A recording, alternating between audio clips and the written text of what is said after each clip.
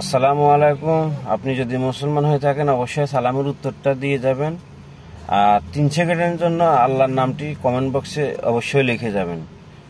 তো আসলে এই ব্যাপারটা হচ্ছে, এই সমস্ত এই যে কথাবার্তাগুলা এগুলো যারা বলে কিছু শ্রেণীর আওয়ার লোক, এগুলো আমি আজকে না অনেকদিন যাবত দেখতেছি। মানে এই সমস্ত কথাবার্তা বলে আপনি ওইটা হলে এটা লিখে যাবেন, ওইটা না হলে ওইটা করবেন না, মানে এইসব ধরনের কথাবার্তা।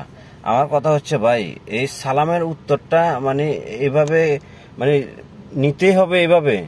এটা আপনি সালামের একটা মুসলমান হিসেবে যে কাউরে সালাম দিলে আমরা সালাম নেই বা এটার রিপ্লে এটার জবাবটা দিয়ে দিই, এটাই তো।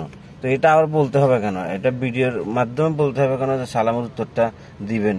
তারপরে আপনি যদি মুসলমান হন অবশ্যই আল্লাহর নাম এই কমেন্ট বক্সে লিখে যাবেন। কেন ভাই, আমি মুসলমান হলে মানে কমেন্ট বক্সে আপনার আল্লাহর নাম লিখতে হবে? এটা কি বাধ্যবাধকতা? কি পাগলের মতো কথাবার্তা বলে এগুলা? এরা আসলে কোন ধরনের মানে কন্টেন্ট ক্রিয়েটার, কি করে না করে আমি বুঝি না কিছু। আউল ফাউল। আরেকটা জিনিস কি, এদের ভিডিওগুলো দেখবেন যে লোকজন সবাই বেশি দেখে, এদের ভিউজ অনেক হয়।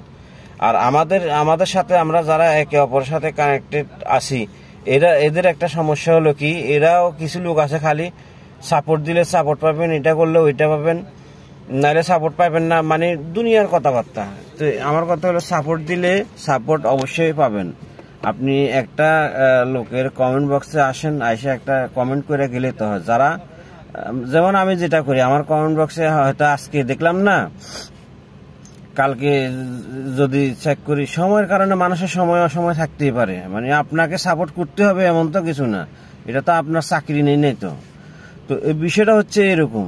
তো একটা কমেন্ট যদি আপনি গঠনমূলকভাবে করে যান, অবশ্যই যে কোনো লোক, আমি যেটা করি আর কি, আমি তার প্রোফাইলটা ভিজিট করি। এটা বলার মানে বলতে হয় না।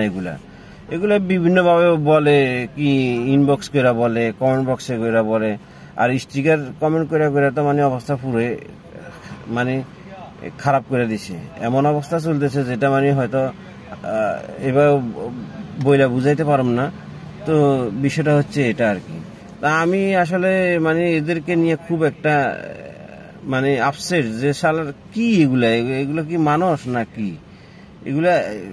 আমার কথা হলো, যদি কিচ্ছু না বুঝে এটা ইউজ করার দরকার নাই তো, বোবার মতো থাকুক। খালি শুনছে মানে ফেসবুকে টাকা দিব যে কোনো, আর টাকা তো দিব, আপনার জিনিসগুলো তো ওই রকম হইতে হবে ভাই।